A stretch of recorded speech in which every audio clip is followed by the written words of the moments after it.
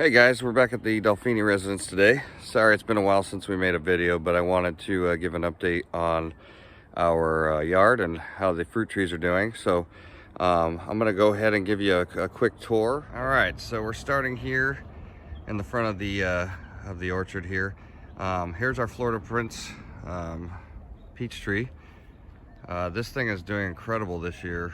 I trimmed it back quite a bit in the spring, but it's huge now. So it's about 8 feet tall already. You know, we're only in the middle of April here, so peaches are coming in. This is one of the first ripening varieties, a really good variety to add to your collection if you're in the desert Southwest. It does really well in the heat and produces lots of peaches. So we've taken off about half of the peaches, and I think I probably should have taken off more because a lot of them aren't exactly the size I wanted them to be, but we do have some nice big ones here. Here's a really nice size one here.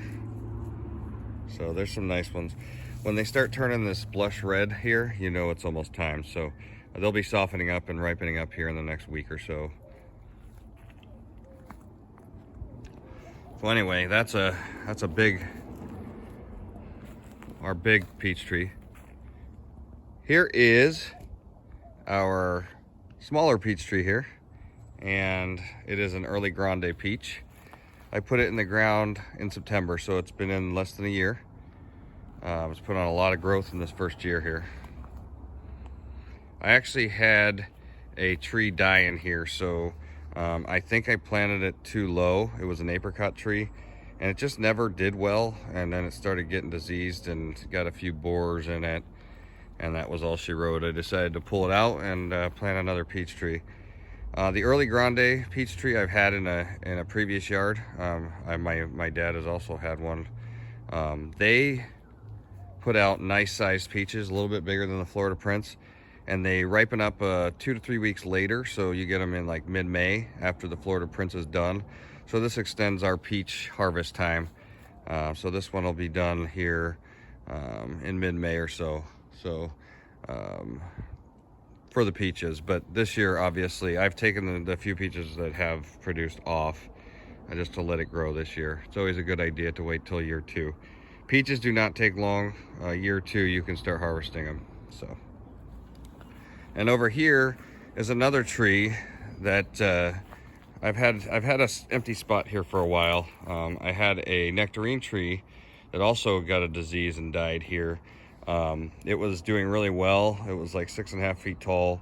I had it wrapped, and I also had the mulch up against the bark. I think it got too wet.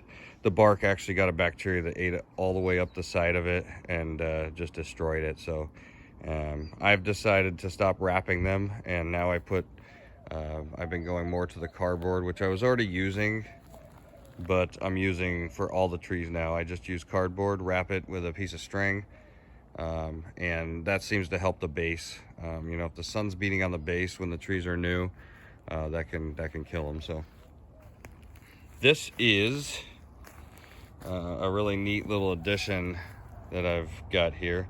It's a white guava. It's actually a Peruvian guava. I bought it as a cutting. Well, it was a cutting that was planted and had already sprouted out.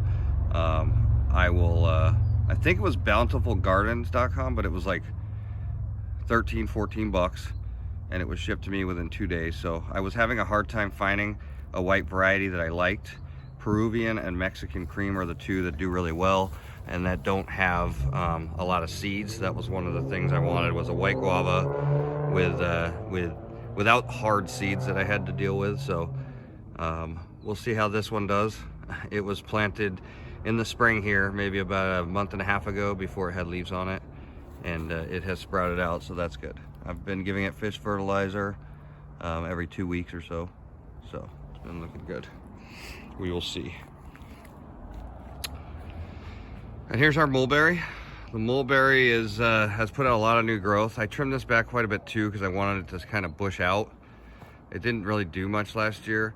In a previous video I showed you a lot of these trees were getting water up against the base more than they were out away from the tree. So I dug new trenches for these and been watering it that way. Good positive results so far. Been getting some good mulberries.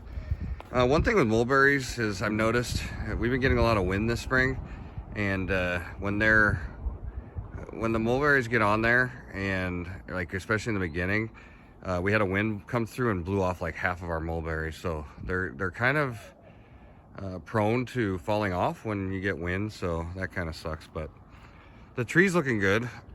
Dark green leaves, and I want to show you, I marked where I wanted to water the trees here, and so I have this stick in the ground. The funny thing is that this stick actually started putting out growth, so I don't know if it's still there or not, but this actually started putting out leaves. This is the desert willow that's behind me. I cut a branch off and put it in the ground so I knew where to water here, because I hose water these mulberries, and it was part of this tree back here, and it actually started putting out leaves, so it was rooting in the ground here, which is pretty interesting. I think I'll try that again with the desert willow, see if I can get it to put out roots. So try the cuttings maybe next spring.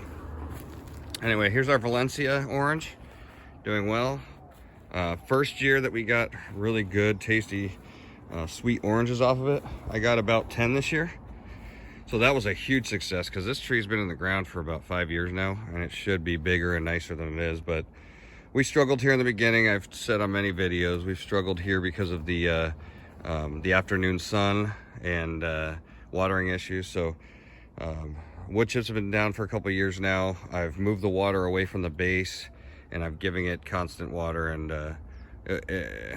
the oranges were really good this year. We were really surprised, so happy with that. Valencia oranges have very juicy oranges. They're the oranges that are used in commercial juicing, so you can have success in Arizona with them.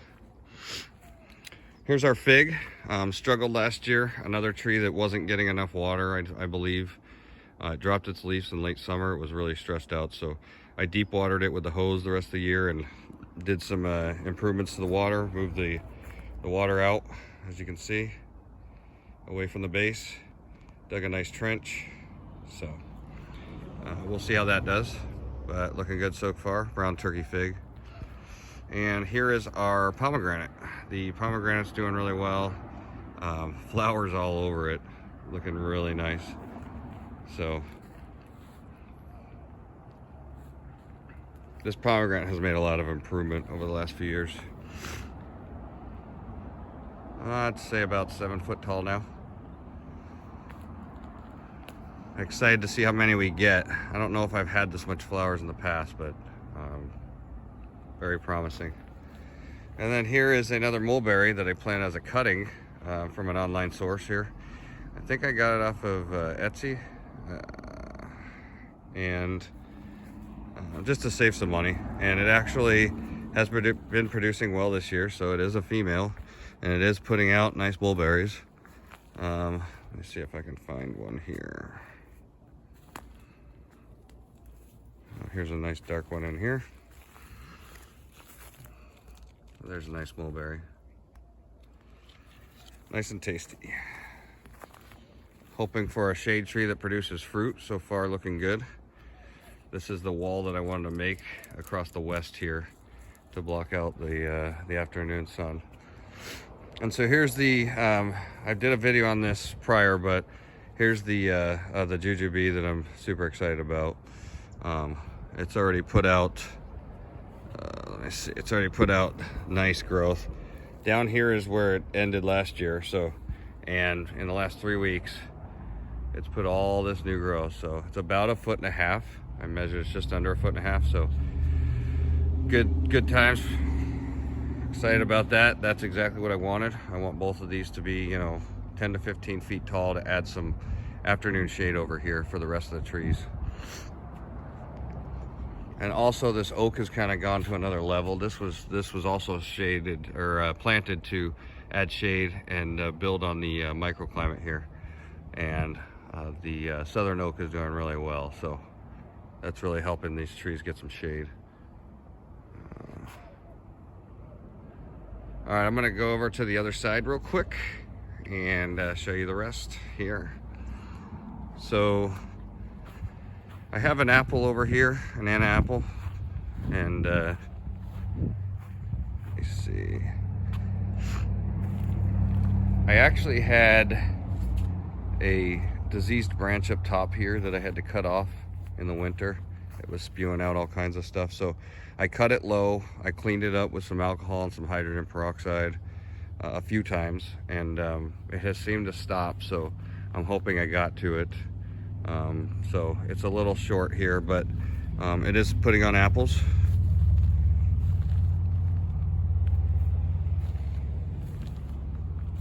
Pretty neat. So some of the apples are already getting pretty big here. These ripen up in June. So here's one here. So that's neat.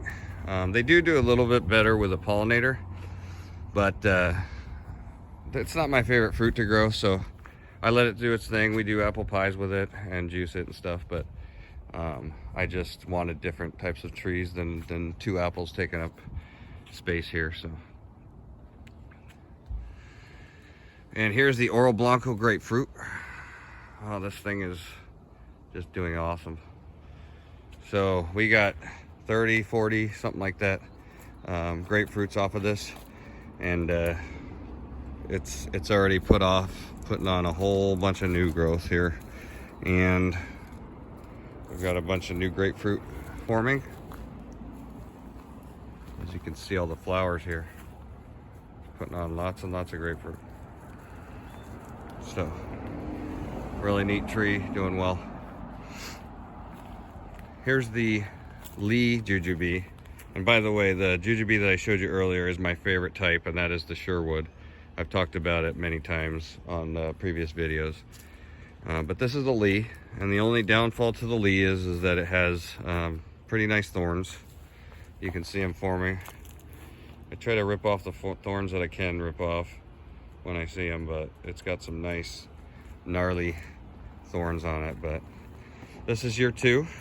Have it wrapped at the base here, and it's just coming back. So I cut it low here this year, so it can bush out and focus on putting up new vertical growth this year.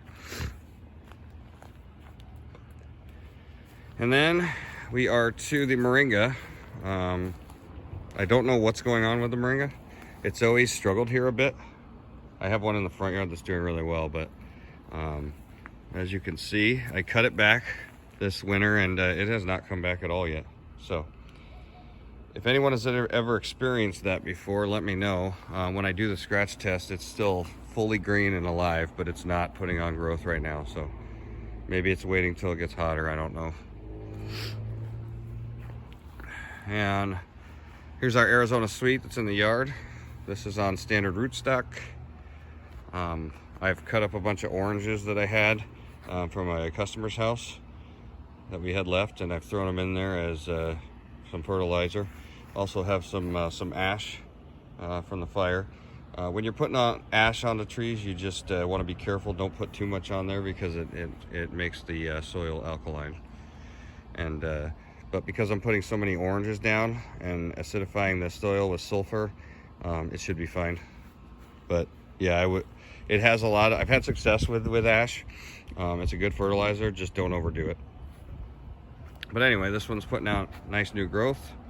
Year 3 now, and as you can see, 10 feet tall at least here, so doing well.